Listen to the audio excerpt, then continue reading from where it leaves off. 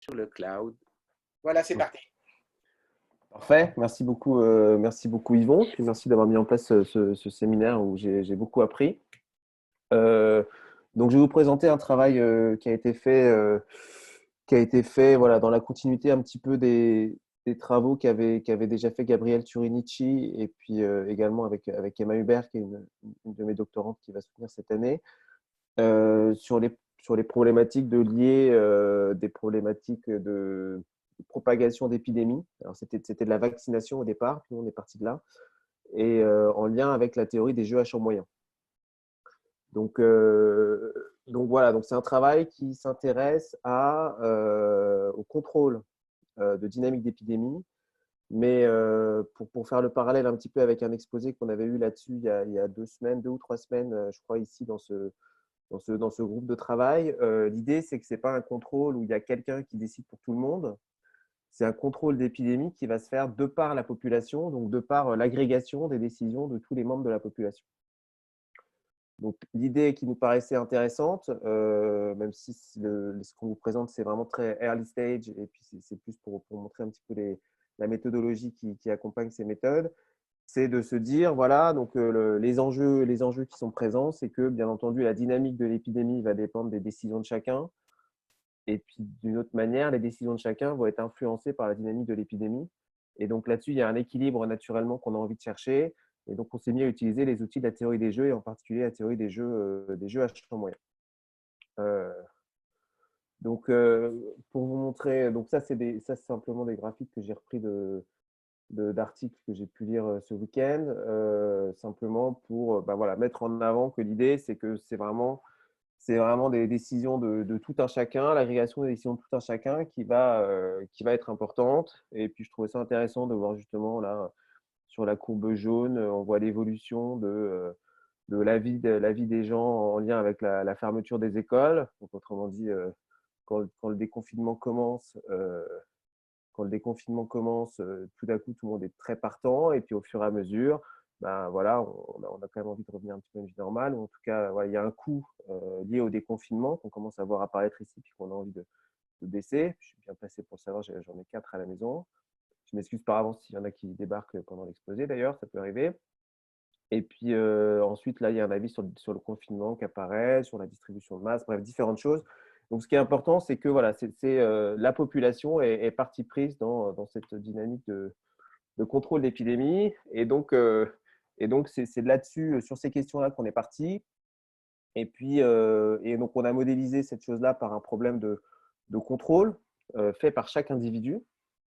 Maintenant, comme il y a beaucoup d'individus, on a envie d'utiliser la théorie des jeux à champ moyen, qui s'intéresse donc aux équilibres de Nash sur des populations de grande taille, une infinité de taille. On va voir en quoi c'est plus simple. Et puis, sachant que donc, les décisions de chaque individu sont liées à deux outcomes possibles, un en lien avec sa propre santé et puis donc l'autre en lien avec la dynamique de l'épidémie. Donc, autrement dit, c'est vraiment des équilibres entre des enjeux, on va dire, collectifs sur la population et puis des enjeux individuels. Donc, c'est ce genre de choses qu'on a voulu faire apparaître dans le modèle en question. Et puis, donc, ce qu'on va regarder, c'est à quoi ressemble la dynamique de l'épidémie en termes de dynamique obtenue par un équilibre engendré par une agrégation de décisions individuelles. D'accord. Et puis, on s'intéressera également à comment celle-ci se modifie en fonction des contraintes en lien avec le confinement. Et puis, notamment, en quoi cette dynamique induite par des agrégations de décisions individuelles est différente de celle qu'on obtiendrait si on avait un global planner, donc un gouvernement tout-puissant, ou une dictature, vous l'appelez comme vous voulez, qui impose les mouvements de chacun. Et donc là, si on dit que quelqu'un est capable d'imposer les mouvements de chacun, on est plutôt dans le cadre de l'exposé qu'on avait eu il y a 2 semaines de contrôle, donc de ce niveau d'interaction sociale. Donc, c'est un petit peu cette idée sous-jacente dont on est parti pour construire notre approche et puis faire des maths un peu sympas là-dessus. Alors, n'hésitez pas à m'interrompre si vous avez des questions. Je vais tout d'abord parler un petit peu de modèle SIR. Je vais aller très vite parce qu'on entend beaucoup parler dans ce groupe de travail. Ensuite, je parlerai un petit peu de la théorie des jeux à champ moyen pour dire quels sont les ingrédients sympathiques qu'on a voulu prendre là-dedans pour la mettre dans ces dynamiques d'épidémie. Et puis ensuite, je verrai comment, quand on mixe les deux, ce que ça donne. Et puis, je présenterai un petit peu des résultats numériques sur nos simulations. Donc, encore une fois, n'hésitez pas si vous avez des questions à essayer par le chat ou autre. Ok. Voilà, n'hésitez pas. Si j'arrive à les prendre, tant mieux. Et puis sinon, je ferai des pauses à la fin de la partie SIR, à la fin de la partie champ moyen, et puis à la Donc, donc le modèle SIR, bon, moi, je ne vais plus le présenter. Et on est resté sur un modèle simple SIR, et non pas. Donc, on n'a pas multiplié les compartiments, pardon. L'idée, c'était de voir un petit peu ce qu'on peut faire d'un point de vue contrôle dans cette dynamique qui contient déjà beaucoup de choses. Donc le flow de susceptible à infected, c'est donc en moins bêta bar fois SI. On utilisera cette notion bêta bar ici. Le bêta bar qui va donc provenir de l'agrégation des décisions de tout le monde. Donc le bar, c'est pour dire agrégation, c'est pour dire population-wise. Et puis le flow de infected dans recovered, donc, qui a une vitesse gamma ici. Et donc les recovered, c'est donc bien sûr tous ceux qui n'influencent plus du tout la dynamique de l'épidémie. Donc ça regroupe les gens qui ont été testés positifs et qui ont été isolés. Donc nous, on ne met pas de stratégie de testing là dans ce qu'on présente. Mais voilà, quelqu'un qui est testé positif et entièrement isolé, il passe naturellement de infected à recovered. C'est comme ça qu'on peut faire bouger un peu le gamma d'un point de vue contrôle, si vous voulez. Et puis ça contient bien sûr les gens aussi donc à l'hôpital, les gens décédés, et puis les gens qui sont immunes. Donc on suppose qu'on reste immune, hein, c'est un modèle SIR dans cette approche, ce qui est bien sûr discutable. Et donc vous voyez qu'il y a deux paramètres importants. C'est donc ce gamma qui va dépendre naturellement des caractéristiques de l'épidémie et puis aussi des stratégies de testing. Ça, je ne rentre pas là-dedans. Et puis ce bêta qui est donc directement lié aux caractéristiques de l'épidémie, bien entendu, et puis à la quantité d'interactions sociales faites par chacun. Et donc, c'est ce contrôle de ce bêta qu'on va regarder, mais fait par chaque individu. Il n'y a pas une division par N. Alors, j'ai supposé que la population était égale à 1, autrement dit, on raisonne en proportion. Mais sinon, voilà. Donc, je raisonne Ok. tout en proportion, donc N vaut 1. N vaut 1 dans tous les résultats numériques que je vais présenter. C'est équivalent d'un point de vue modélisation. Donc voilà, donc on s'est arrêté là-dessus. Et puis je suppose, alors ça c'est bien sûr une hypothèse qui n'est pas réaliste, mais je suppose qu'on observe SIR en permanence. Autrement dit, pour faire du contrôle, on connaît SI et R, bon, surtout SI bien sûr, puisque R on s'en déduit. Et ce qui n'est pas réaliste, puisque I, par construction, dans ces modèles de statistiques, c'est la variable latente qui est bien sûr centrale, mais qui n'est pas observée, donc on estime, et je ne rentre pas là-dedans. Hein, je suppose qu'on sait tout observer. Voilà un petit peu. Donc les dynamiques sont ici, en lien avec ce que j'ai décrit. Donc le flow de S à I, c'est donc bêta bar fois ST fois IT. D'accord, donc correspondant à une loi exponentielle, hein, le paramètre bêta bar pour chaque rencontre. Et puis le flow donc de I à R, comme je disais, est donné par gamma. Le R0, donc dans ce modèle, c'est bêta bar sur gamma, bien entendu. Et puis voilà, je ne reviens peut-être pas trop sur ce modèle que maintenant je pense que tout le monde connaît très bien. Et encore une fois, on peut le complexifier. Ce n'était pas l'idée pour nous intéresser à cette question. Et donc, nous, on va s'intéresser au contrôle du bêta bar, mais contrôle obtenu par l'agrégation des décisions de chacun. C'est l'idée. Donc, à quoi ressemblent les dynamiques habituelles dans cet exemple? Juste, puis ça correspond aux exemples numériques que j'ai pris derrière. Sans contrôle. Autrement dit, si on avait tout laissé faire sans rien changer avec les choix numériques que j'ai fait ici. Donc là, dans les choix numériques, R0 vaut 2, par exemple. Donc là, on voit que la quantité de susceptibles passe de 100% à 20% à la fin de l'épidémie. Donc ça, c'est un chiffre intéressant à garder en tête. Ce 20%, c'est la quantité de personnes épargnées par l'épidémie. Voilà. Et puis, on voit le pic des infectés, donc le pic qui sature largement les capacités hospitalières. Là, le pic des infectés à 15%. Quelque chose qui n'est pas présent non plus dans le modèle, ce qui est discutable, c'est la saturation des hôpitaux, mais j'en parlerai plus à la fin. Et puis voilà, puis là, c'est les recovered, qui donc, eux, donc à la fin, on a 80% de recovered. Donc, dans cette modélisation, il y a 20% des gens qui ont été épargnés par l'épidémie, sachant qu'avec un R0 de 2, l'idée, c'est que grosso modo, on ne peut pas avoir moins de 50% de personnes épargnées par l'épidémie avec ce type de dynamique, puisque dès qu'on est à moins de 50% de personnes infectées, un tout petit peu de I0 est suffisant pour réenclencher la dynamique. Bon, si tant est qu'on croit que cette dynamique est raisonnable quand I0 est tout petit et qu'on ne veut pas faire du stochastique, mais ce qui est un autre débat. Donc voilà, donc si on laisse faire, on finit sur une taille d'épidémie à 80%, alors qu'avec un petit peu de contrôle, on aurait pu espérer 50%. On ne peut pas espérer moins dans ce modèle, mais en tout cas, là, si on ne fait rien, on finit à 80%, juste pour donner un peu les benchmarks. Bon, là, j'ai repris simplement deux, trois slides des exposés vraiment sympas qu'on a eu dans ce groupe de travail. Encore une fois, merci Yvon. Voilà, juste pour montrer que oui, on fait un modèle bien trop simple. On ne met pas tous les comportements qui sont présents ici, qui seraient bien utiles, en particulier pour modéliser la saturation des hôpitaux ou des ICU, là, avec les cases H et U. Et puis, on fait quelque chose de très simple aussi en termes de contamination, puisqu'on ne prend pas cette approche-là. C'est juste pour montrer les limites du modèle. C'est vraiment plus pour montrer comment ça peut fonctionner un contrôle de dynamique d'épidémie fait par la population, par l'agrégation des décisions individuelles. Ok, bon, dites-moi si je vais trop vite, je ne me rends pas compte. Donc, c'est très bien. Ok, parfait. Donc voilà. Donc ce que je disais, c'est que voilà, l'immunité collective ne peut être atteinte que si dans cette dynamique que si la proportion d'immunes dépasse donc 1 moins 1 sur 0. Donc si R0 vaut 2, ça fait 1,5. D'accord. Bien sûr, ça fonctionne de la même façon quand on fait de la vaccination, puisque la vaccination, ça procure l'immunité. Et encore une fois, là, je suppose que l'immunité perdure quand on est infecté, ce qui est discutable. Et donc, bien entendu, ce qu'on a envie de faire, c'est de ramener le R0 en dessous de 1 et de le laisser là. Les estimations récentes ont montré que le R0, peut-être depuis le confinement, se balade autour de 0,5, 0,6 dans certaines régions de France. Bien sûr, ce R0 dépend, on en a déjà beaucoup parlé dans ce groupe de travail, mais voilà, de la démographie des lieux, ainsi de suite. On ne rentre pas du tout dans ces considérations-là. Et donc, voilà, il y a un équilibre entre trois enjeux, les enjeux sanitaires, les enjeux économiques, et puis les enjeux sociaux, d'interaction entre les personnes également. Et puis, je remets le graphe maintenant célèbre de Ferguson qui montrait un petit peu le type de contrôle qu'on pouvait obtenir avec un déconfinement, avec une alternance, excusez-moi, de périodes de confinement et de déconfinement. Et donc, quand le trait bleu est en haut, c'est qu'on est en train de confiner. Et quand il est en bas, c'est qu'on est en train de déconfiner.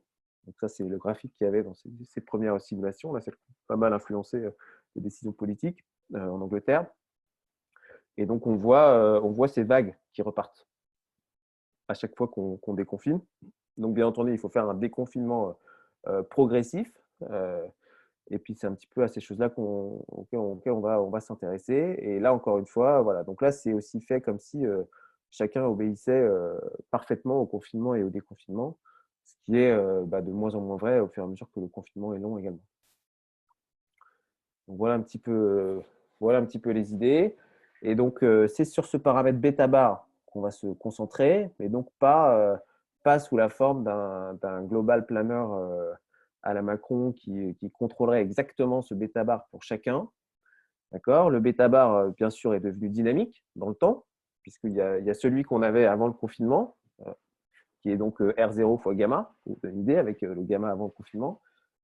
Et puis ensuite, il évolue dans le temps. Donc, on l'a fait descendre en se confinant. La question, c'est à quel point on peut se permettre de le faire remonter ou comment est-ce qu'on joue l'équilibre entre le fait de le faire remonter et puis le fait d'avoir un coût économique, sociétal, sanitaire, en fait, de limiter nos interactions sociales. Voilà. Et puis, quand je parle de coût, ce n'est pas seulement de relancer l'économie. Hein, on voit bien passer les articles qui parlent de tous les gens qui ne vont plus à l'hôpital se faire détecter pour les risques d'AVC, d'infarctus, de cancer ou autre, ce qui est assez inquiétant quand ces gens-là vont commencer à se rendre un petit peu trop tard à l'hôpital. Voilà, donc ce bêta-bar est contrôlé finalement par toute la population. Et puis, il y a certaines incitations qui sont données par le gouvernement, des incitations qu'on a pu voir. Ça peut être des incitations négatives, comme les amendes qu'on a si on ne respecte pas les règles. Et puis les incitations positives qui sont tout le flot d'argent qui est déversé actuellement pour aider les indépendants qui n'ont pas leur activité économique habituelle, et ainsi de suite. Donc, ces incitations, bien sûr, vont dans les deux sens. Et donc, on s'intéresse à ces choses-là. Et puis là, on a quand même beaucoup d'ingrédients propres à la théorie des jeux H moyen. C'est pour ça qu'on a voulu l'utiliser pour ces questions. Alors, je vais commencer à parler un peu de théorie des jeux H moyen. Est-ce qu'il y a des questions tant que je suis là, même si ces notions de SIR, je pense, sont bien connues par tout le monde. Est-ce qu'il y a des questions? Vous levez la main s'il y a une question. OK. C'était soit très clair, soit incompréhensible. Non, non, c'était très clair. C'est gentil. OK, donc continuons. Donc maintenant, je passe à la théorie des jeux H moyen.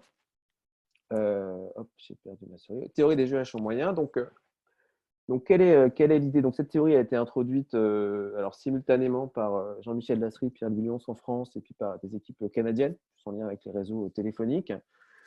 Et donc cette idée de la théorie des jeux H moyen, c'est de s'intéresser à des équilibres de Nash, donc des équilibres qui viennent comme output d'un jeu d'interaction. Et notamment quand il y a beaucoup d'agents qui sont en train de jouer. Et donc, l'idée qu'on peut garder en tête, je vais parler de différents jeux d'applications, mais l'idée qu'on peut garder en tête, c'est les embouteillages qu'on est bien content d'éviter potentiellement en ce moment, le matin pour aller travailler. Bah, l'idée, c'est que voilà, chacun va prendre une décision de à quel moment il part et puis quel chemin il prend avec sa voiture pour aller jusqu'au travail. Donc, c'est son problème d'optimisation. Et puis, bien entendu, le problème d'optimisation de chacun dépend des décisions de tout le monde, puisque les embouteillages sont créés par l'agrégation des décisions de tout le monde. Et donc là, il y a un jeu. Si vous voulez, chacun fait un jeu entre ce qu'il fait lui et puis les embouteillages. Comme ça, il optimise son chemin et puis il peut se faire aider par Waze ou pas, c'est une autre question. Mais donc chacun optimise en fonction de la population. Donc finalement, c'est un jeu entre chaque individu et la population. Et l'ingrédient sympathique, bah, si vous pensez aux embouteillages, vous voyez bien que votre propre stratégie va avoir très peu d'influence sur les embouteillages en eux-mêmes. Autrement dit, dans le champ de la théorie des jeux, on rentre dans un cadre assez intéressant puisque la stratégie de chacun a une influence tellement infinitésimale sur la dynamique de la population que ça évite beaucoup de stratégies de bluff ou de choses comme ça, puisqu'en fait, on ne va pas bluffer les embouteillages. De toute façon, on fait notre stratégie et puis on est tellement petit que notre influence est infinitésimale. Et donc, c'est intéressant de continuer. Et puis, il y a une autre problématique intéressante dans les embouteillages, c'est que si je suis bloqué derrière une voiture, bah, ça ne m'intéresse pas de savoir si c'est l'agent 47, 53 ou 726 qui est dans la voiture de devant. Ce qui m'intéresse, c'est juste de savoir qu'il y a une voiture devant et peu importe qui est là. Autrement dit, on ne s'intéresse pas aux décisions de chacun, aux positions de chacun, on s'intéresse à la distribution de tout le monde. Et donc, ce qui est important, c'est la distribution. Autrement dit, c'est le comportement de toute la population. Alors, d'autres exemples, les exemples un petit peu jouets qui sont sortis au début, qui parlent aussi, c'est l'exemple de la Mexican Wave, la Ola dans un stade. Bah là, le contrôle que l'on a, c'est une position entre assis et debout. Donc, c'est un alpha entre 0 et 1. Alpha égale 0, on est assis. Alpha égale 1, on est debout. Puis, on peut être un peu entre les deux. Et puis, on voit la vague de la Ola qui arrive dans le stade. Même si en ce moment, bon, forcément, ce n'est pas forcément l'actualité. On voit cette vague qui arrive et puis on se demande qu'est-ce que je fais? Est-ce que je m'assois? Est-ce que je me lève? Et puis là, on voit bien que c'est l'agrégation des décisions de chacun qui va ou non créer la vague. Et donc, en termes de reward, si on est tout seul à se lever, bien sûr, on a un reward très négatif parce qu'on s'est un peu tapé la fiche. Et puis par contre, donc on peut choisir un entre-deux. Donc, c'est exactement la même idée.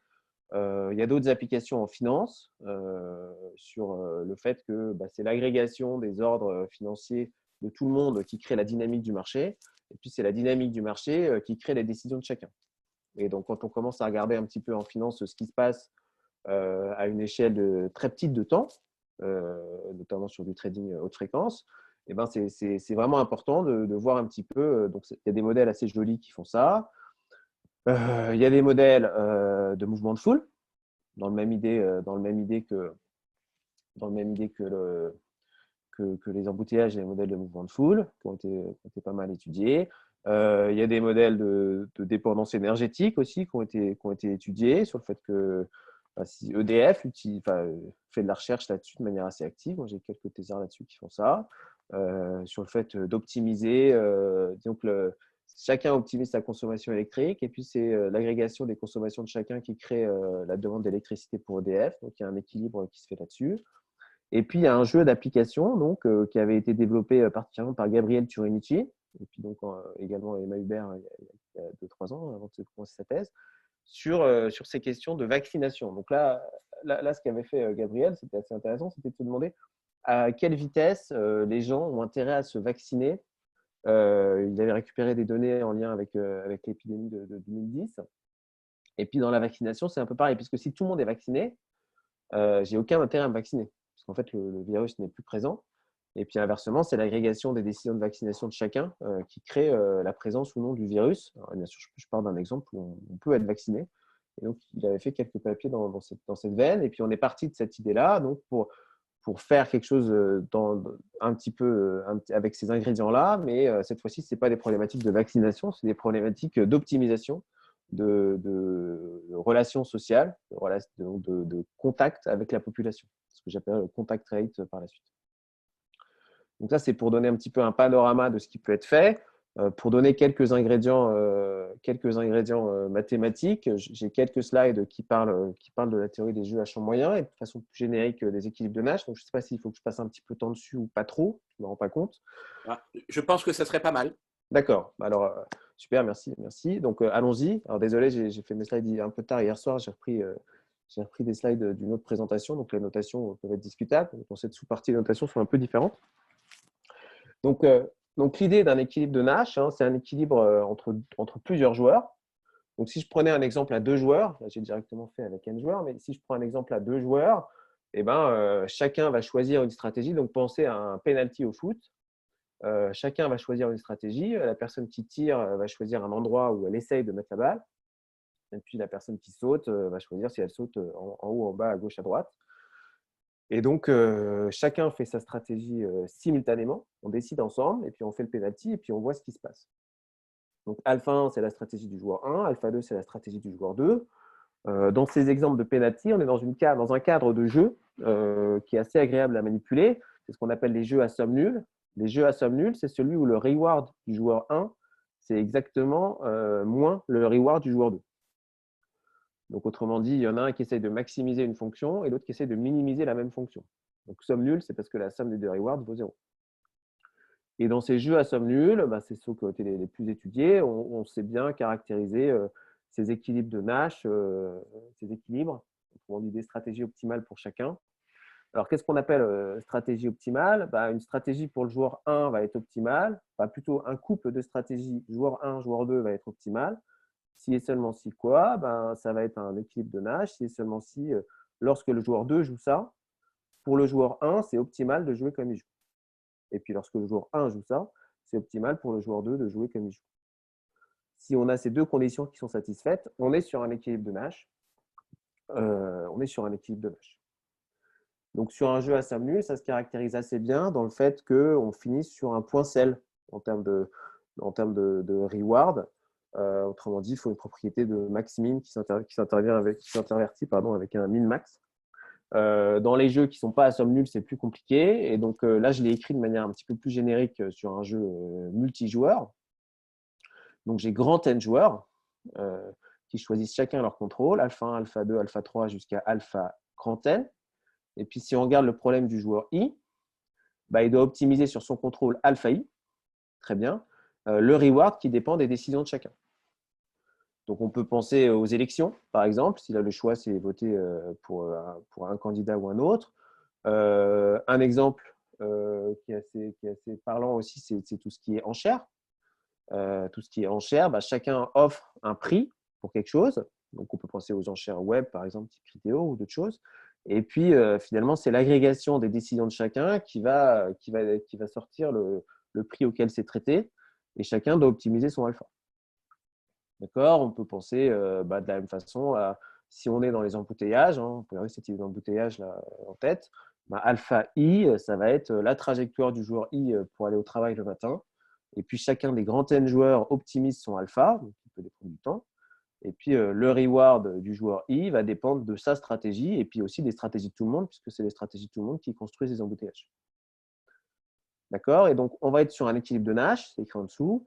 Si et seulement si pour tous les joueurs, eh bien, si je prends un joueur I, quel que soit I, eh bien, sachant que toute la population des autres joueurs, donc tout le monde sauf I, joue alpha star, ben, pour le joueur I, c'est optimal de jouer alpha I star. Autrement dit, le reward qu'il obtient avec alpha I star est plus grand que le reward enfin, c'est pas égal, hein, que le reward qu'il aurait obtenu avec n'importe quel autre alpha I.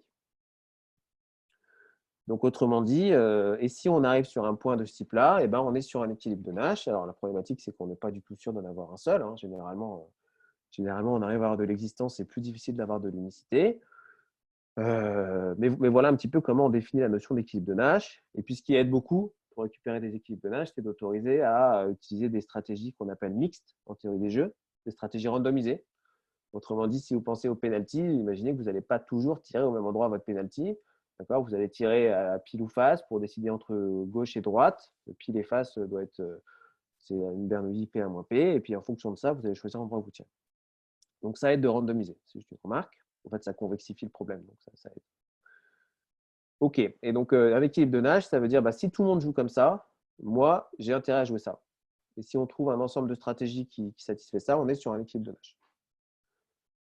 OK. Et donc, si je pense encore une fois aux embouteillages, pour l'écrire un petit peu, alors là, c'est écrit dans un cadre où il y a stochastique, où il y a du bruit. Mais donc, XI, ça représente la position de l'agent à la date I, la position géographique. Et puis, donc, ce qui reste, ce qu'il cherche, c'est à se rendre à son travail. D'accord. Donc, XI grand T, c'est là où il sera arrivé à la fin. Il a une certaine somme de reward. Alors, je l'ai écrit seulement en fonction de XI grand T, c'est plutôt dans un esprit finance. Et puis, sa dynamique, c'est quoi? Eh ben, alpha I, c'est son contrôle. Donc, c'est le chemin qu'il choisit, on va dire, pour aller au travail. Et puis, ça dépend des embouteillages qui sont les positions de chacun qui évoluent dans le temps. D'accord? Donc, naturellement, on a un problème de contrôle où ce qui apparaît, c'est la distribution empirique des gens. Et quand on a la distribution empirique de la population, hein, je vous l'ai dit, en fait, dans ces problèmes-là, ce n'est pas du tout intéressant de savoir si la voiture devant nous, c'est l'agent 27, 42 ou 83. Ce qui est important, c'est de savoir la quantité de voitures devant nous, la quantité de voitures derrière nous et comment on peut optimiser cette chose. Et donc, l'idée de ces jeux à champ moyen, c'est de prendre ces idées de la physique statistique, de théorie des jeux à champ moyen, qui va donc dire, quand j'ai beaucoup de particules de gaz, je n'ai pas intérêt à les modéliser chacune séparément. J'ai intérêt à les regarder comme un ensemble et à regarder leur distribution. Et donc, ça veut dire qu'au lieu de prendre ce X1, Xn qui est là, on va prendre la distribution de tout le monde et on va optimiser là-dessus. Donc, c'est ce qui est écrit ici, je crois. Voilà. Donc, ici, on a un problème d'optimisation où on cherche à maximiser une somme de rewards. Alors là, c'est des rewards qui évoluent dans le temps. À chaque date, j'ai certains rewards en choisissant cette stratégie alpha. Et puis donc, la dynamique du state, de l'état, c'est celle que je décrivais. Bon, le but, ce n'est pas de se perdre dans les équations, c'est de prendre les idées. Hein. Et puis donc, quand on regarde maintenant, donc ça, c'est la version jeu à n joueurs. Alors, le problème dans la version jeu à n joueurs, c'est que si je veux résoudre ce problème, il faut que je cherche la stratégie optimale de chaque joueur. Et d'un point de vue mathématique, je vais avoir un principe de programmation dynamique pour chaque joueur, autrement dit une équation pour chaque joueur. D'un point de vue EDP, ça va être une Hamilton-Jacobi, Hamilton-Jacobi-Bellman ici, parce que j'ai du stochastique, pour chaque joueur. Et donc, j'ai un système d'équations, gros, grande équation, que je cherche à résoudre. Et par contre, quand on va passer au cas limite, le nombre d'équations qu'on va avoir va être beaucoup plus faible. On va se réduire à 2 équations pour résoudre le problème. Et donc, le cas limite, c'est un cas de jeu à champ moyen. Et donc, ce qu'on dit, c'est pas la peine de regarder tous les joueurs. On va en regarder un seul joueur représentatif. Donc, c'est exactement en économie, quand on fait un cours de microéconomie, on dit on va prendre un agent économique représentatif qui représente un tout en chacun. Et puis, on va optimiser le programme pour cet agent. Et puis, on va considérer que tout le monde se comporte comme cet agent. Alors, ça a ses limites, hein, parce que quand on fait ça, on suppose que tous les agents sont identiques. Donc, ils sont similaires, ils ont les mêmes préférences au risque, ils ont les mêmes modélisations aussi, ils ont la même vision de modèle. Et ils sont complètement interchangeables. Donc, ça a tout à fait ses limites. Donc, en tout cas, on prend un agent représentatif, comme en économie, et puis on dit pour cet agent représentatif, lui, il optimise alpha, son contrôle, en touchant ses rewards liés à sa position à lui, et puis à l'état des embouteillages à la date T, qui est donc la distribution. Donc, en fait, ça veut dire qu'on a remplacé cette distribution empirique X1, Xn par la distribution de grand X, qui est sa position. Donc, comme il est représentatif et que chacun se comporte comme lui, en fait, lui, il contrôle X, d'accord? Mais la loi de X, ça représente finalement les processus contrôlés par tous les autres.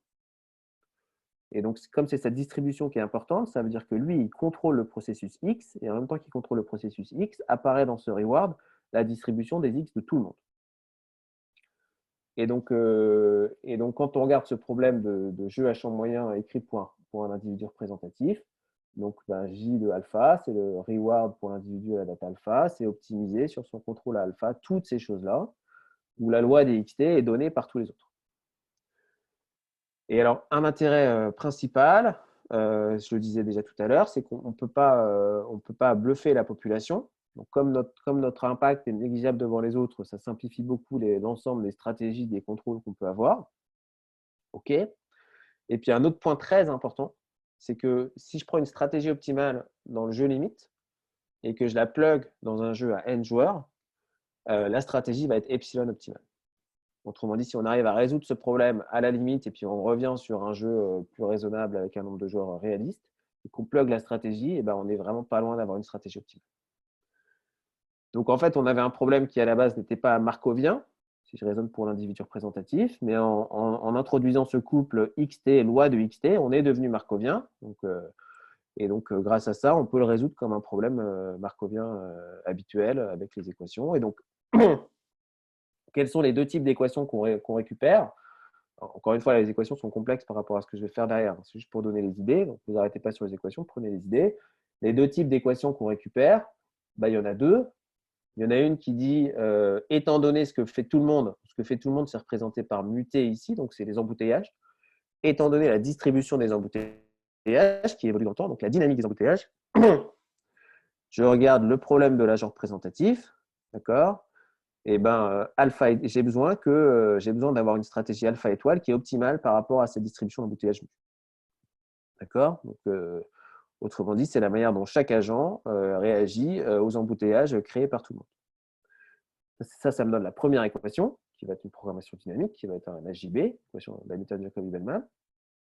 Et puis la deuxième équation, c'est quelque chose qui dit, oui, mais si tout le monde joue de cette façon, donc si je prends cette best response alpha star de mu et que je la plug dans la dynamique de X, je récupère une dynamique qui correspond bien à celle qui est observée. D'accord? Donc autrement dit, quand je plug la meilleure réponse à mu dans la dynamique des embouteillages, j'observe bien une dynamique d'embouteillage qui correspond. Donc autrement dit, pour trouver une solution, il faut trouver un point fixe. Quelque chose qui dit, si les embouteillages sont mu, le alpha optimal, c'est alpha star. D'accord? Première équation. Et deuxième équation, si tout le monde joue alpha star, les embouteillages qu'on va observer, c'est bien mu.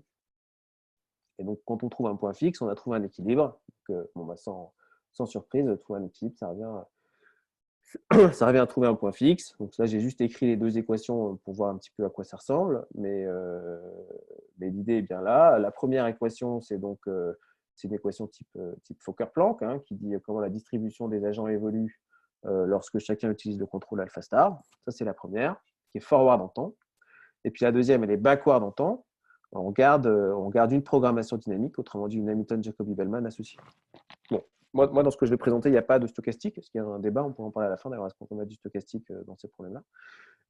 Mais voilà, c'est juste pour donner un petit aperçu. Je vais peut-être compléter par une chose importante. C'est quelle est la différence dans cette littérature entre ce qu'on appelle mean field game et mean field control. Donc pour des probabilistes, le mean field control, on appelle ça du contrôle Makin-Vlasov. Donc l'idée du mean field game, c'est ce que j'ai décrit. Donc le mean field game, c'est si toute la population joue mu, je cherche le alpha star optimal, d'accord, et puis je le cherche de manière à ce que les embouteillages engendrés par ce alpha star optimal soient bien mus. C'est un équilibre. Mean field control, c'est global planner, c'est la dictature, c'est il y a quelqu'un qui décide pour tout le monde. Donc cette personne-là va optimiser le alpha star de chacun, mais va l'optimiser dans leur intérêt. Autrement dit, ça veut dire quoi? Ça veut dire qu'on garde la somme des rewards d'un individu représentatif, d'un individu quelconque, et puis on dit comment j'optimise alpha. Et donc la différence d'un point de vue mathématique, c'est que quand on fait du mean field control, on fait du contrôle Makin-Vlasov, le alpha, il apparaît à la fois dans X, notre position, et puis aussi dans la loi de X, les embouteillages de chacun. D'accord? Parce qu'en fait, on est en train d'optimiser la position d'un agent représentatif, et donc de cette manière-là, on est en train d'optimiser tous les embouteillages. Donc c'est ce qui se passe avec Waze. D'accord? Donc, Waze, c'est un central planner des embouteillages. Donc, si on n'avait pas Waze, on serait tous en train de faire du Minfield Game. On optimise chacun notre stratégie. Puis, grâce à Waze, Waze, à sa façon, plus ou moins efficacement, c'est une autre question, essaye d'optimiser cette chose-là où on contrôle à la fois X alpha et la loi de X alpha. Donc, c'est du contrôle Makin-Vlasov, puisqu'en fait, la dynamique de X dépend de sa loi. Donc, voilà. Et puis, dans l'autre cas, on contrôle que le X et on cherche un équilibre. C'est la différence entre les deux. Et ce qu'on appelle le coût de l'anarchie, c'est la différence de solution qu'on trouve entre le Minfield Game ou le Minfield Control. Autrement dit, d'un point de vue bien-être général, bien sûr, c'est plus utile d'avoir un central planner parce qu'en fait, il décide pour tout le monde, mais il ne décide pas pour tout le monde dans son intérêt. Il décide pour tout le monde dans le meilleur intérêt de chacun. Et donc, la solution du central planner, quand on la compare à la solution d'un Minfield Game, ça nous donne le coût de l'anarchie. Donc, l'anarchie, c'est quand tout le monde décide. Donc, qui mesure ce qu'on perd par le fait de laisser tout le monde décider par lui-même. Donc, voilà un petit peu ce que je voulais raconter sur les jeux à champ moyen. J'ai quelques schémas, j'ai quelques simulations sur des mouvements de foule qui ont été faits par des gens de chez vous. Ça, c'est une évacuation de salle de ciné. Et puis ça, si ça marche, c'est aussi des mouvements de foule. Voilà, juste pour donner un petit peu d'exemple. Et donc, la décision de chacun dépend de l'agrégation, dépend de ce que fait tout le monde. Et c'est là-dessus qu'on optimise. Donc, nous, on a pris ces ingrédients-là et puis on les a plugués dans les modèles d'épidémie, ce dont je vais parler maintenant. Alors, je ne me rends pas compte, j'ai peut-être été trop rapide puis, dans des considérations qui sont peut-être un petit peu trop loin finalement de l'épidémie. Est-ce que vous avez des questions à ce stade sur ces problèmes de jeu à champ moyen? Vous levez la main si vous en avez. Moi, j'en ai une petite qui n'est peut-être pas très importante, mais tu as dit qu'il y avait un type d'agent représentatif, donc une seule classe. Ouais. Est-ce qu'on peut envisager d'avoir différentes classes? Par exemple, dans un embouteillage, le fait d'avoir une voiture haute permet d'avoir une autre vision. Et donc, on pourrait imaginer qu'il y a, disons, deux classes, les voitures standards et puis les voitures pick-up qui ont une vue lointaine. Alors, on peut avoir plusieurs classes. Alors, les choses qui ont été un petit peu étudiées, ils appellent ça les Minfield Teams. Donc là, c'est plutôt, on va dire, deux équipes de foot qui jouent l'une contre l'autre, schématiquement. Mais donc, ils ont des intérêts potentiellement divergents. Et puis, on cherche un équilibre entre ces individus. On peut avoir plusieurs classes, quelque chose qui aurait beaucoup, beaucoup de sens pour les modèles d'épidémie. J'en parle un petit peu à la fin, puisque au lieu de supposer que tout le monde est identique, on va pouvoir faire des classes typiquement par génération de personnes. C'est exactement ce qu'on a envie de faire par la suite. Et s'il y en a que ça intéresse, on peut en discuter ensemble. Très clairement, donc c'est possible. Ce n'est pas fait par défaut dans la théorie des jeux à champ moyen, mais c'est tout à fait possible. Pour répondre à ta question. Ok, merci. C'est une très bonne idée. Et c'est une très bonne idée. Ok, donc je vais retourner à mes problèmes d'épidémie et puis voir comment ces ingrédients-là, plugués dans des modèles d'épidémie, peuvent donner des choses intéressantes. Donc le modèle tel qu'on l'a écrit, c'est donc que chacun optimise ce qu'on appelle le contact rate. Donc c'est le bêta. Hein. Chacun optimise son bêta. En fait, chacun a un bêta 0 de départ, qui est la façon dont on interagit avec la société habituellement, avant le confinement. Et puis, on a chacun réduit notre bêta de différentes façons. Et ce qui va être important, d'ailleurs, c'est le ratio dans la modélisation entre le bêta actuel et puis le bêta 0 de départ. Et donc, là, ce que je vais présenter, c'est le type d'équilibre qu'on aurait pu obtenir si jamais il n'y avait pas du tout eu de confinement. Autrement dit, c'est vraiment pour présenter un cas simple. S'il n'y a pas du tout de confinement, bah, il n'empêche que chacun est chez soi et puis se dit quand même, voilà, il y a un virus qui tourne, je vais quand même adapter mon contact rate, bêta. Et comment est-ce qu'on a écrit ce problème d'optimisation? On l'a écrit comme un équilibre entre deux choses. Voilà, une première qui est la probabilité d'être infecté. D'accord? Et puis le deuxième, c'est on veut quand même réduire le coût social. Donc ça peut être un coût sanitaire, social, économique, lié au fait de réduire ce bêta. D'accord? Donc c'est cet équilibre entre ces deux choses. Donc d'un côté, plus on a d'interactions, plus on a de chances d'être infecté. Et puis de l'autre, il y a un coût social en lien avec le fait de réduire ce bêta. Et ce qui va être important, c'est l'équilibre entre les deux. Puis on va voir la sensibilité à l'équilibre entre les deux. Okay, donc bien sûr, la probabilité d'être infecté dépend de la dynamique de l'épidémie. Donc la dynamique de l'épidémie, c'est la prévalence du virus dans la population et qui lui-même vient de l'agrégation de tous les contacts de chacun. Donc, c'est là qu'est le jeu, si vous voulez, d'un point de vue théorie des jeux. C'est donc ce bêta va être une réponse à bêta bar, qui est la manière dont tout le monde se comporte. Et d'une autre façon, le bêta bar va être l'agrégation de tous les bêtas de chacun. OK. Et puis, bien entendu, dans ce type de modèle, voilà, si jamais tout le monde, on retrouve ce qu'on appelle, alors le freerider, on appelle ça le passager clandestin. Donc voilà, la stratégie du passager clandestin qui dit que, en fait, voilà, si tout le monde fait des efforts, on n'a pas intérêt à le faire.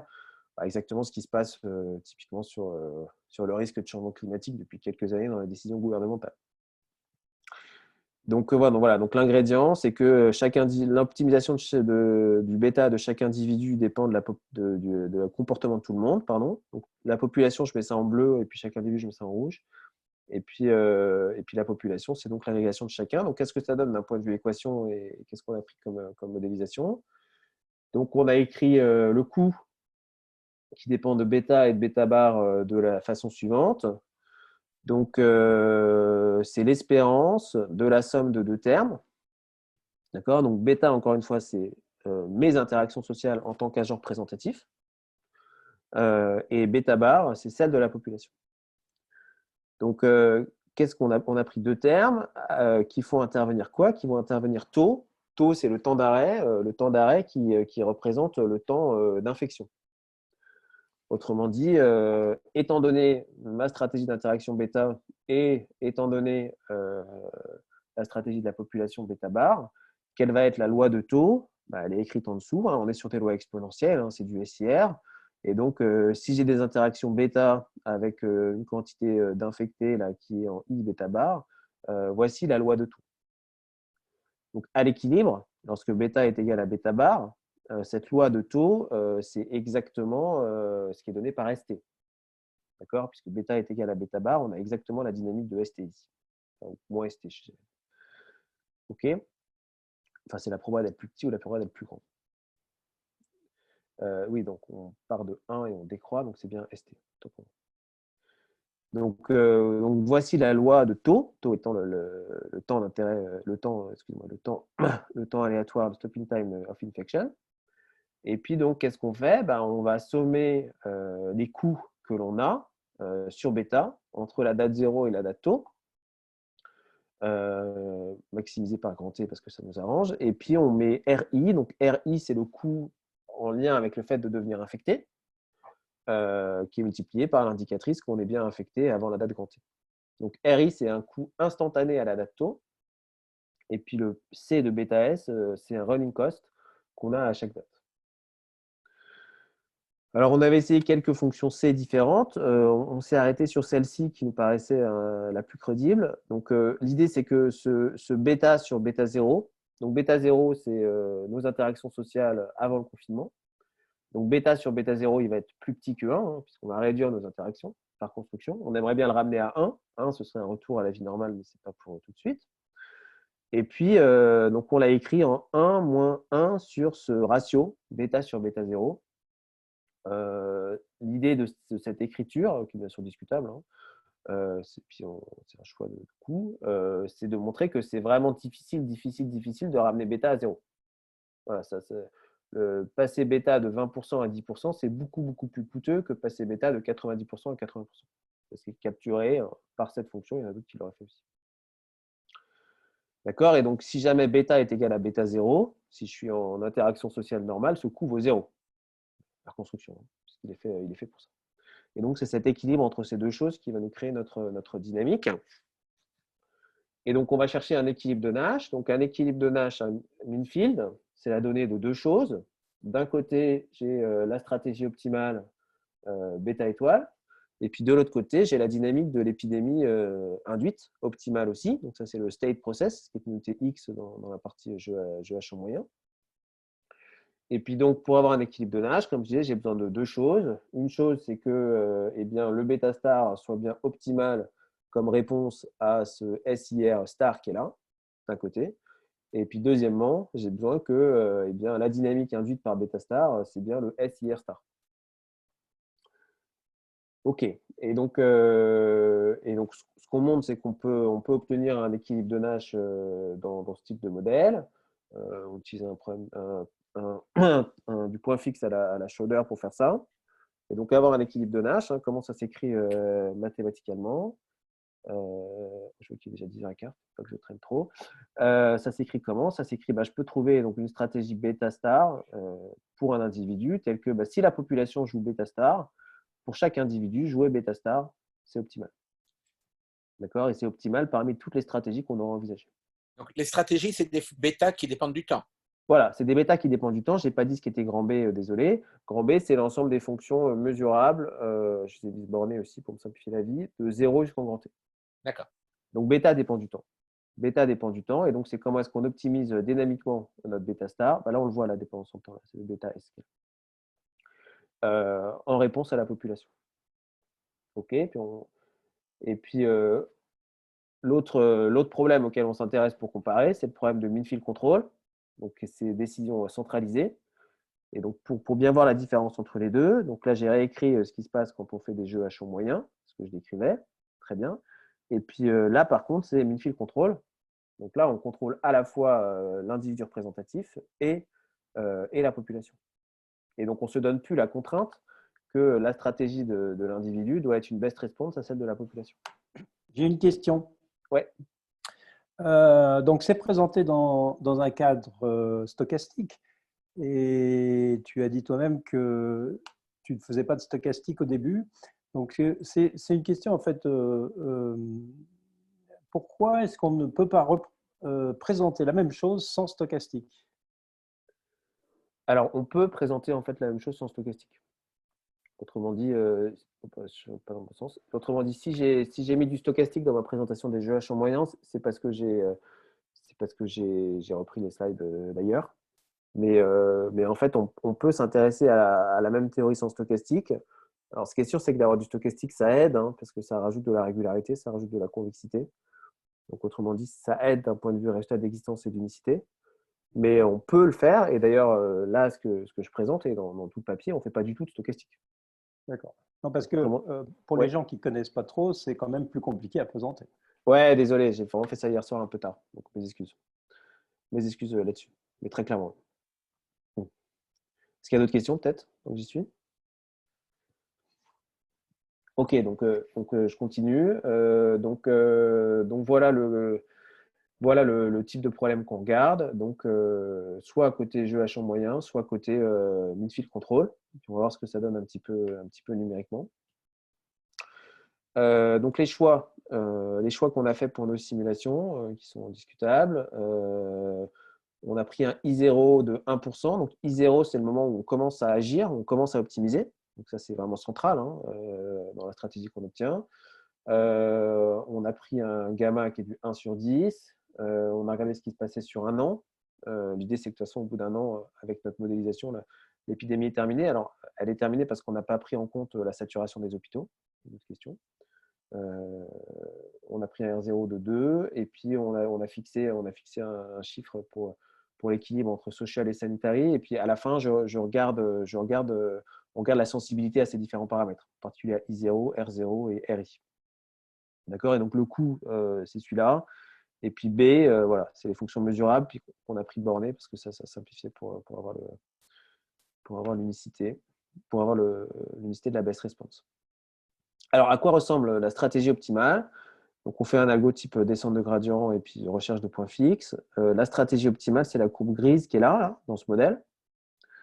Et donc, la courbe grise, donc 0,2, c'est le bêta business as usual, donc avant confinement. D'accord? Et puis, là, c'est la manière dont on le réduit. Donc là, sur cet exemple numérique, on passe de 20% de 0,2 à 0,13, pardon.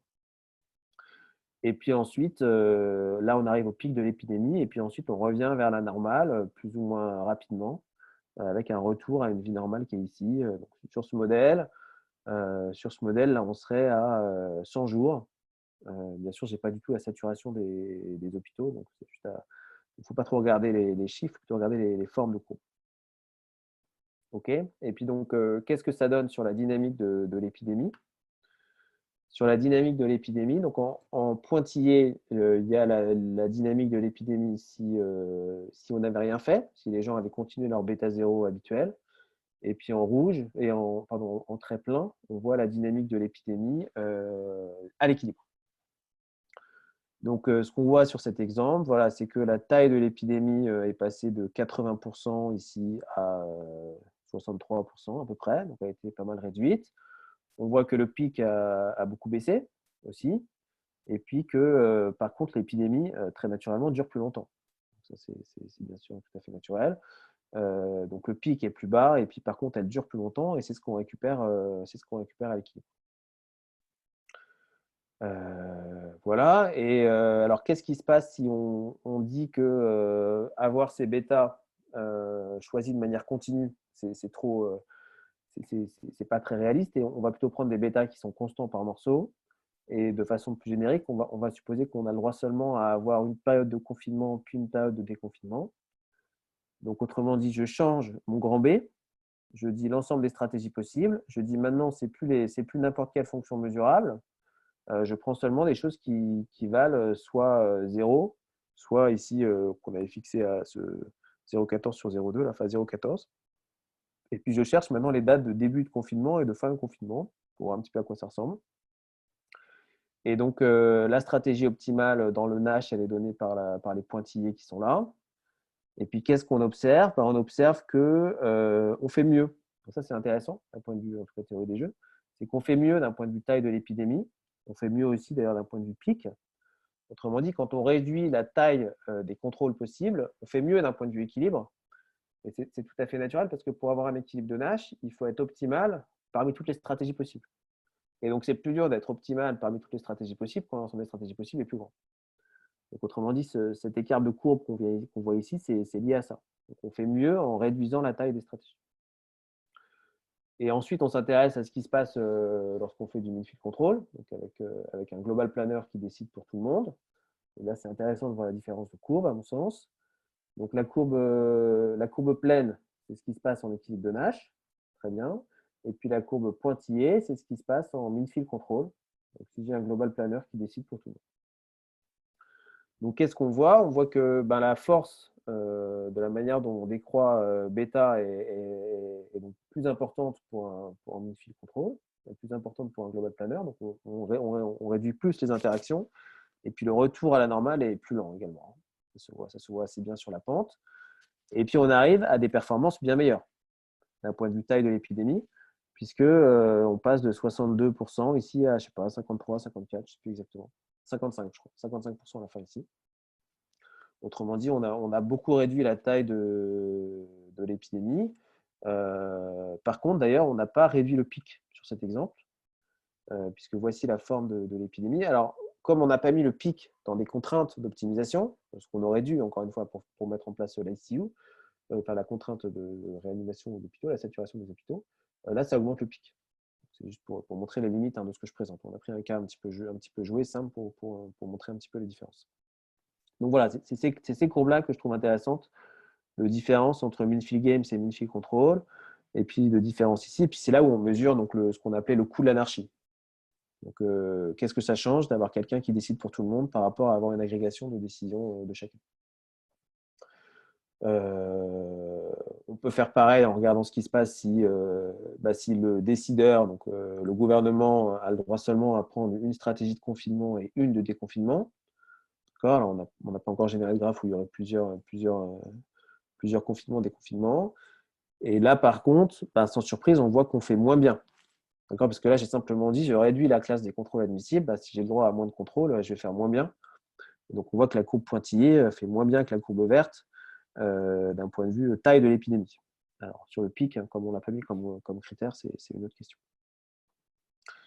D'accord, là, on a plus une taille de l'épidémie qui finit à 60% sur cet exemple. Là, c'était juste pour montrer les quatre à la fois. Donc, autrement dit, le Nash sur les contrôles continus, qui est en violet, le Nash sur les contrôles par morceau, et puis l'optimum sociétal sur les continus et l'optimum sociétal par morceau. Et alors, ce qui est marrant à voir, c'est que les Nash, ils débutent plus tôt. Autrement dit, quand c'est la population qui décide, plus rapidement, il y a la peur qui s'installe, et et la réduction des interactions sociales qui se fait. Alors que quand on est un global planner et qu'on suppose, bien attention, qu'on connaît exactement la dynamique, qu'on observe I, ainsi de suite, hein, attention, c'est vraiment les limites de l'approche. On peut se permettre de le faire plus tard, parce qu'on sait exactement ce qui va se passer, donc on le fait plus tard, et par contre, on y va plus fort, et on met plus de temps à revenir à la normale, alors que sur les individus centrés, sur les décisions individus centrées, eh ben, on a tendance à revenir plus rapidement, on a envie de revenir plus rapidement à une vie comme avant sur cette modélisation. Alors, on a bougé un petit peu les cours, donc on obtenait des choses qui ressemblent. Mais voilà un petit peu ce qu'on a pu observer. Alors, si on regarde un petit peu les sensibilités aux différents… alors, n'hésitez pas à m'arrêter si je commence à être trop long, j'ai bientôt terminé, mais les sensibilités par rapport aux différents paramètres du modèle. Qu'est-ce qui se passe si on bouge I0 ? Donc, I0, c'est la proportion d'infectés quand on commence à agir. D'accord, donc là, on a testé 0,5%, 1% et 5%. Et ben bon, alors on voit les courbes qui bougent un peu comme on s'y attend. Ben voilà, si on réagit plus tôt, ben on peut se permettre d'attendre plus longtemps et puis on va moins réduire les interactions sociales. Et puis les courbes restent les mêmes. Alors à la fin, on finit sur la même quantité de recovered, puisque en fait on a juste décalé le moment où on prenait donc la même quantité de morts également, hein, encore une fois, comme je ne prends pas en compte la saturation des hôpitaux, on a un peu plus étalé les morts, mais on a la même quantité à la fin. Là, c'est l'impact de R0, donc le taux de reproduction, pardon. Le bêta social dépend de R0, puisqu'on l'a construit comme gamma fois R0. Et puis voilà un petit peu les différentes formes de courbes qu'on obtient. Donc, bon, on obtient des trucs assez naturels. Bien sûr, si R0 est plus grand, eh ben, on va avoir des pics plus hauts, puis une épidémie plus large. On voit un peu comment bougent les courbes d'un point de vue timing. Et puis, donc là, on voit des retours à la normale qui sont plus tardifs avec des gros R0. Bon, pas de surprise, hein, c'était juste pour vérifier que tout se passait comme prévu. Et puis, ce qui est peut-être plus intéressant, c'est de regarder la sensibilité à RI. Donc, à cet équilibre qu'on fait entre risque d'attraper le virus, d'être contaminé, et puis risque et puis coût de limiter nos bêtas. Et donc là aussi, on voit les courbes qui bougent dans le sens auquel on s'attend pour différentes valeurs de RI. Et donc, et ben, si le coût d'être infecté est plus faible, ben, on va faire pardon, le bêta étoile va être plus bas sans surprise. Et puis, on voit ici l'impact que ça a sur la quantité de personnes touchées par l'épidémie à la fin.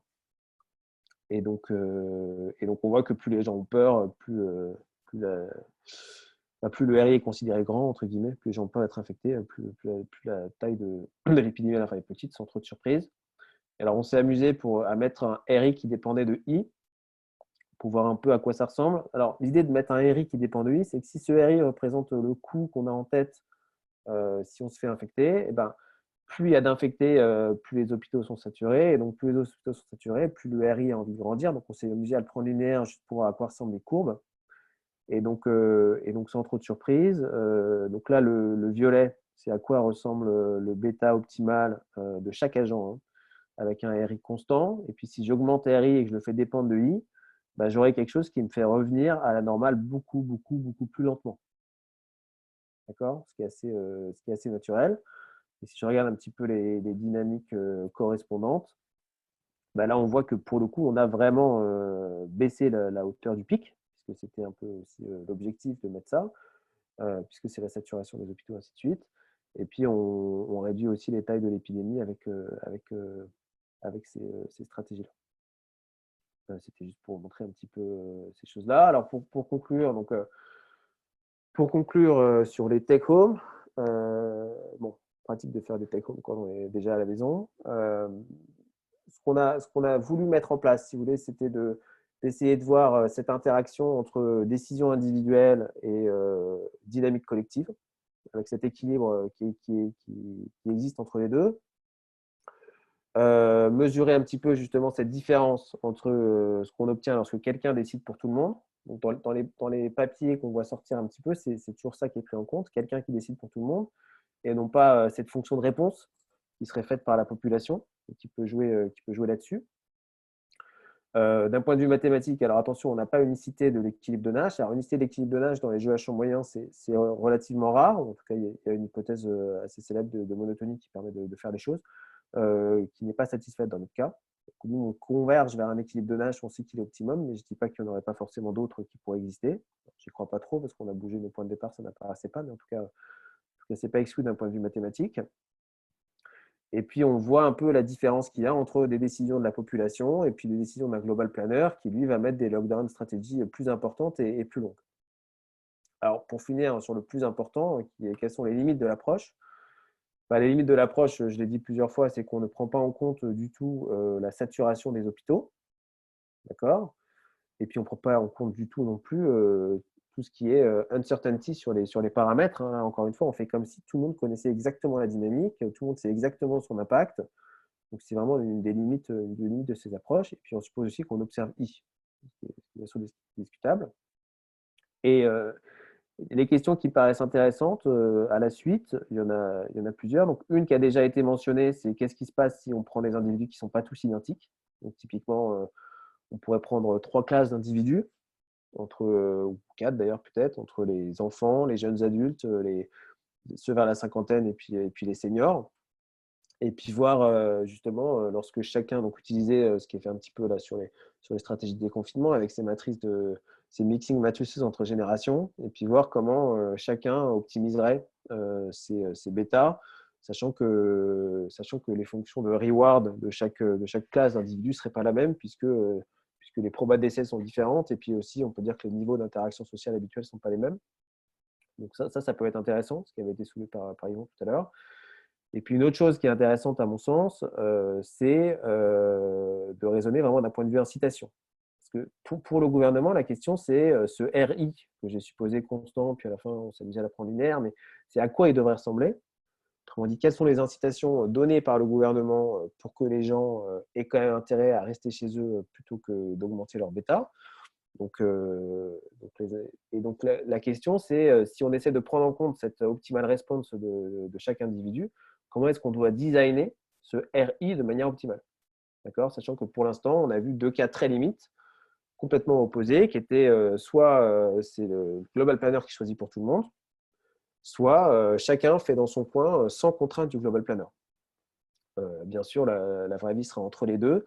Et la manière dont ça peut être efficace en termes de dynamique de population, ça va se lire sur à quoi ressemble ce RI. Donc là, on peut aller chercher des outils de théorie des contrats ou ce genre de choses pour essayer de faire ça, sur le design optimal de RI. Et pour terminer, on a regardé que du contrôle de bêta. Ce serait vraiment intéressant, à mon sens, de regarder du contrôle de gamma. Donc gamma, ça va être lié à la politique de test. Et en particulier, ça va aussi être lié à ce qui fait bien sûr vachement débat en ce moment, tout ce qui est contact tracing. Et ce qui est intéressant dans le contact tracing, à mon sens, c'est que ça contient aussi le fait que pour que ça marche, il faut qu'il y ait suffisamment de personnes qui l'utilisent. Autrement dit, encore une fois, on risque d'avoir des ingrédients intéressants d'un point de vue mathématique de Minfield présents en regardant un petit peu les proportions de personnes qui l'utilisent et puis l'impact que ça a sur le gamin. Je vais m'arrêter là et prendre les questions. Je vois qu'il y en a qui ont commencé à apparaître peut-être. Ok, super. Merci beaucoup de cette belle analyse qui prend en compte l'information de chacun des individus et la façon dont ils la ressentent. Donc, il y a des questions. Dirk, tu as une question? Oui. Premier, merci. C'est vraiment une approche vraiment très intéressante. Mais en fait, le problème, il me semble qu'il y a des gens qui n'essaient pas de minimiser leur taux d'infection. Ça veut dire qu'ils s'en fichent complètement. Et la hypothèse que tout le monde individuellement essaie de réduire ou minimiser son risque d'être infecté, mais semble peut-être trop fort. La question, si on a une perturbation forte qu'il y a un certain groupe, un groupe d'une certaine taille qui a pas a une façon de réduire taux d'infection, est-ce que ça ne change pas complètement le résultat? Alors, je pense que les formes de courbes, encore une fois, vont quand même avoir des formes qui devraient se ressembler. Mais en effet, là, on suppose donc que tout le monde est identique, encore une fois. Et aussi, autre chose sur laquelle je ne peux pas insister, c'est que tout le monde est rationnel. Autrement dit, chacun Effectivement, mais c'est optimise. pas du tout le cas. Ouais. Ce qui est dans la vraie vie, pas du tout le cas. Après, théorie des Chambry, on est là. Par contre, ouais, sur la question de, il y a des gens qui ne sont pas incités à ça, ben, encore une fois, on pourrait imaginer que c'est dans le RI qu'on essaie de contrôler ça, puisque c'est bien le rôle des amendes, qui justement sont très progressives, au sens où si on est attrapé 2, 3, 4 fois, là, ça devient vraiment beaucoup plus punitif. Mais bien entendu, ça a ses limites et et si on fait quelque chose d'un petit peu multigénération, on verra cette chose-là apparaître d'une certaine manière, puisqu'on verra justement cette génération des gens plus jeunes qui n'ont pas les mêmes risques, donc qui n'ont pas les mêmes incitations. Après, ça reste à mon sens un travail relativement académique par rapport aux belles choses qu'on a pu voir ici. En fait, je me pose la question si c'était pas une solution de considérer une stratégie mixte entre l'individu qui veut bien, une bonne partie de l'individu qui veut bien réduire son taux d'infection et une stratégie un peu dictatorique. Ça veut dire si la déviation de façon comme un individu agir est trop loin de but, cet individu est forcément pénalisé. D'accord, donc ce serait une. Donc ça revient. Oui, donc ce que tu dis, ça revient d'un point de vue si j'ai bien compris, d'un point de vue du global planner, calculer ce que devrait être le bêta étoile optimal, celui qu'on a tracé d'ailleurs, et dire on est pénalisé quand on s'en écarte. En fait, peut-être on peut accepter une certaine déviation de bêta, pas la bêta optimale, mais si la déviation est trop, je fais vraiment une intervention forte. Encore une fois, je pense que c'est l'idée de ces fines, de ces amendes graduelles, quoi. Mais en effet, ouais, en effet. Et là, on arrive sur le design qu'on n'a pas regardé encore du tout. Et s'il y en a qui s'intéressent parmi vous, on peut en parler. Ce design optimal de ce RI qui contient à la fois la partie punitive, mais aussi la partie incitative. Autrement dit, l'argent qui est distribué aux entreprises de petite taille en difficulté. Mmh. OK. D'autres questions? Oui, il y a une question sur le fil des questions de Arnaud Guillain. J'arrive pas à voir le fil des questions. Autant pour moi. Arnaud, tu peux prendre la parole?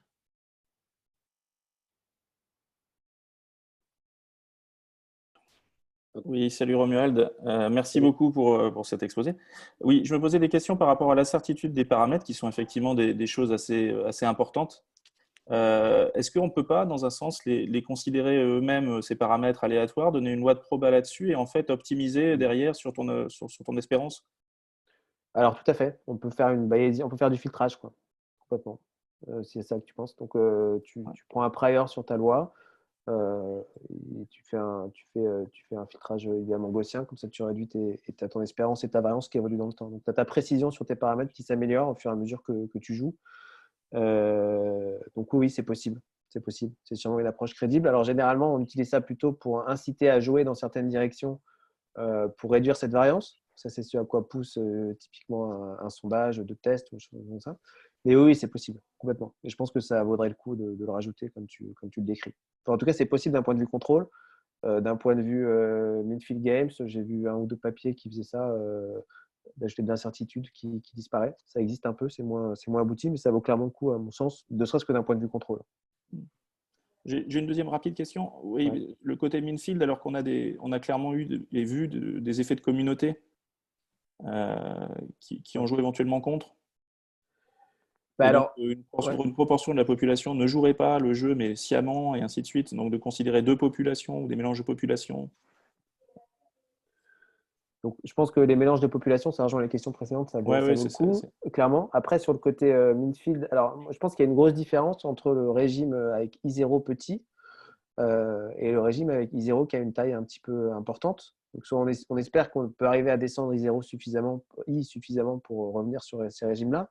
Et là, à ce moment-là, le côté cluster est vachement important. Si on prend l'exemple de la réunion religieuse là, dans l'Est, par exemple, c'est flagrant. Tout à fait, ouais.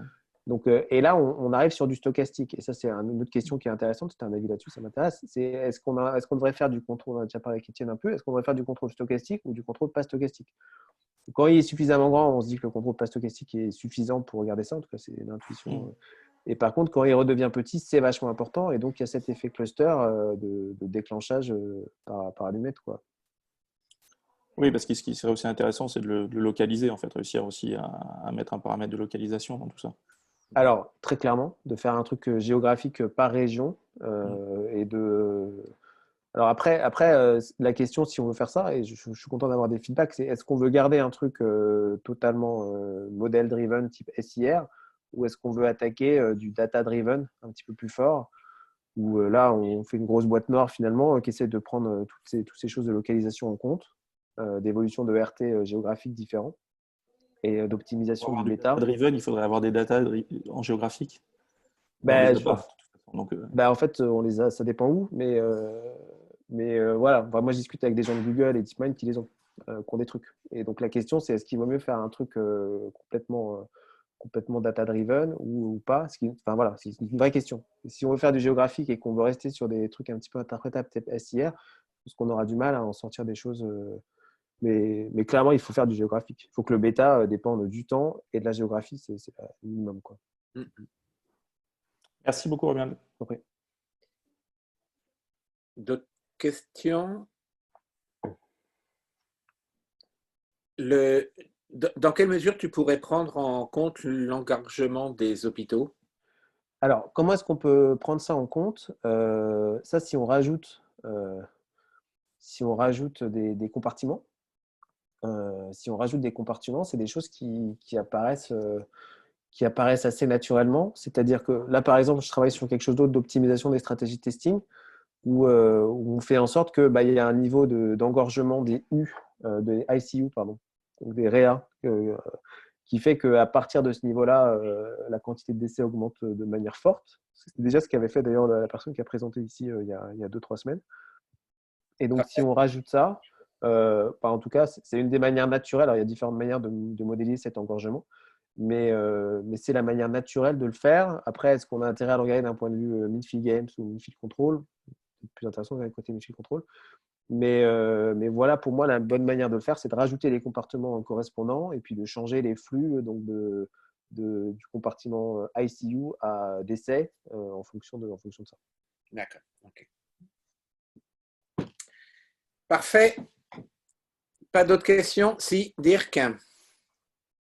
J'ai une dernière question parce que la simulation, la modélisation avec MINFI ne pas prendre en compte la corrélation entre les individus. Ça veut dire s'il y a quelqu'un qui donne un exemple, l'autre peut suivre pas. Ça pourrait peut-être aussi être intéressant. Et à l'autre côté, s'il y a quelqu'un qui suivent pas une certaine stratégie qui est favorable, il y a aussi un groupe de gens qui a une tendance à suivre exactement la même stratégie en fait. D'accord. Donc ça, c'est le fait que les agents ne soient pas indépendants. Voilà, exactement. Alors l'outil, donc l'outil qui permet de faire un petit peu ça, mais c'est plutôt en stochastique. Donc là, j'ai pas forcément l'idée sur. Mais l'outil qui permet de faire ça dans les jeux à champ moyen, de rajouter de la corrélation entre les individus. Généralement, ce qui est fait, c'est qu'on suppose qu'il y a un petit bruit idiosyncratique en lien avec chaque individu. Et si on veut rajouter de la corrélation entre chaque individu, on rajoute ce qu'on appelle un bruit commun dans cette théorie. Donc, c'est la théorie des jeux à champ moyen avec bruit commun. Et donc ça fait que donc si on pense à un équilibre économique, ça correspondrait au niveau de l'économie qui impacte toutes les entreprises. Et donc, ça fait que le bruit de chaque individu, ça met une corrélation finalement entre les bruits de chaque individu. Toi, tu disais plutôt de faire en sorte que les gens se copient entre eux. Là, a priori, je n'ai pas d'idée avec cette théorie-là. En effet, je pense que c'est intéressant, mais je n'ai pas d'idée sur comment la mettre en place avec cette modélisation. A priori, pour réfléchir.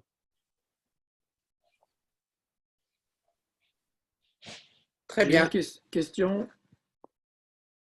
Étienne, vas-y. Oui. Il y a un truc que je ne comprends pas. Tu as l'air de dire que suivant la stratégie, tu vas finir avec des S de plus l'infini différents. Ouais. Or, il me semble que si on revient, si à la fin on revient dans la situation initiale avec le R0 initial, forcément le S le S de l'infini va être le même. Autrement dit, enfin, je veux dire, c'est l'idée que c'est ce qu'on nous dit qu'il va falloir conserver de la distanciation sociale pendant 1 an, peut-être 2 ans, etc. Alors, déjà, Parce qu'il y a un lien entre la taille totale de l'épidémie et le R0, que tu peux faire tu peux ralentir l'épidémie pendant un temps, mais si tu reviens au truc initial, bah forcément, tu vas finir avec la même taille totale de l'épidémie. alors ça, quand on regarde la dynamique type SIR, donc ce qui se passe typiquement, c'est que voilà, pour avoir l'immunité collective, il faut, là, sur un SIR 0 vaut 2, il faut au moins de 50% des personnes qui soient très touchées. optimiste avec ton 0 vaut 2. Hein.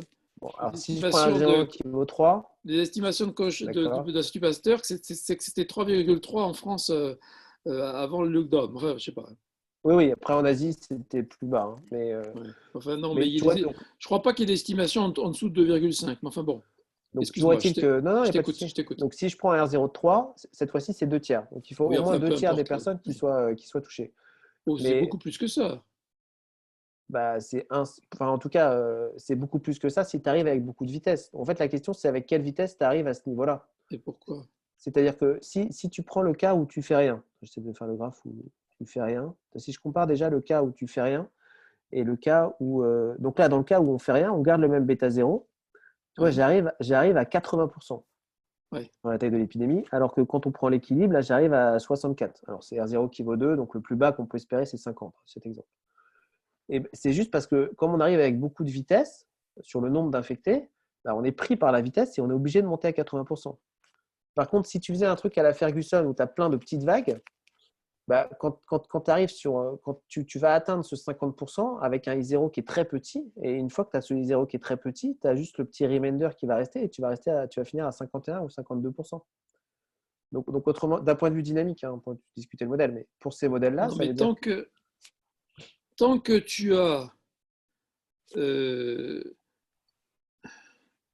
veux dire, le problème, c'est le bon. Au lieu de parler de… Enfin, je ne sais pas s'il faut l'appeler R0 ou R efficace, etc., mais tant que… Je veux dire, c'est comme l'histoire de la vaccination. Si tu vaccines une certaine proportion de la population, tu sais quelle proportion de la population il faut vacciner pour que R soit plus petit que, pour que le R après vaccination soit plus petit que 1. Là, c'est la même chose. Tant que ton R n'est pas plus petit que 1, l'épidémie va continuer. Je suis d'accord. Ce que je veux dire, c'est qu'il y a une différence ensuite en taille d'épidémie à laquelle tu finis, selon comment passe R en dessous de 1. Autrement dit, si R commence à passer au-dessous de 1, mais avec il va remonter après. Ton R, il va remonter. Si tu arrêtes toutes les mesures de distanciation sociale, si tu reviens à un R0 à 3,3, bon, entre-temps, il y a effectivement une partie de la population qui a été immunisée, donc il faut multiplier par la proportion par ce qui reste de susceptibles. Ouais, il faut multiplier par ST, exactement. Mais là, je veux dire, quel que soit l'historique précédent, de toute façon, tant que tu seras en dessous d'un certain seuil, l'épidémie va continuer. Mais tout à fait. Et sur cet exemple, ce seuil, c'est 50%. Donc, tant que tu n'as pas atteint 50%, tu ne pourras jamais arrêter l'épidémie. Mais je vois pourquoi ton 50%, il dépend de R0, il ne dépend pas de la stratégie de l'historique. C'est ça que je comprends pas. Oui, disons qu'il dépend, c'est markovien, hein, donc il dépend, arrivé à la date T, quels sont les niveaux ST, IT. Oui, c'est ça, oui. Donc, tu regardes si ce ST a passé ou pas, est passé en dessous des 50%. S'il n'est pas passé… Pourquoi c'est 50 et pas 80? C'est ça que je ne comprends pas. Alors, c'est 50 parce que sur ces dynamiques… Comment? C'est parce que R0 égale 2 ici.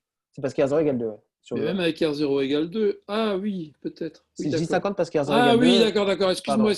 Non, il n'y a pas de… Mais pourquoi tu arrives à 0? Tu ne devrais jamais arriver à 0,80 alors? On arrive à 0,80 parce que si on atteint ce niveau de 50% de S, si on passe cette barre alors que I est gros, il y en a encore plein qui vont rester.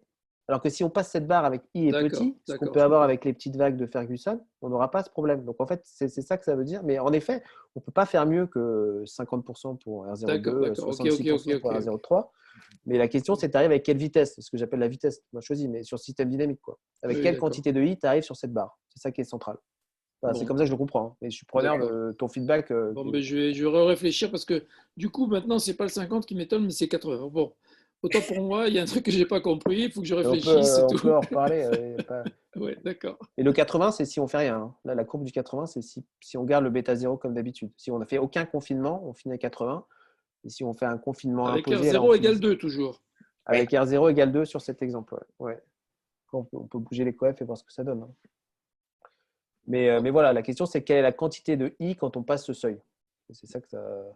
C'est ça. Et de toute même manière, quand tu vaccines, hein. Quand tu vaccines, bon, si tu Oui, vaccines les d'accord. gens, mais s'il y a Si encore tu beaucoup d'infectés dans la Oui, si tu population, vaccines faut que trop ça. tard, tu veux dire que si tu vaccines trop tard, tu vas pas avoir le même effet. Là, je n'ai Bon, pas modélisé la vaccination.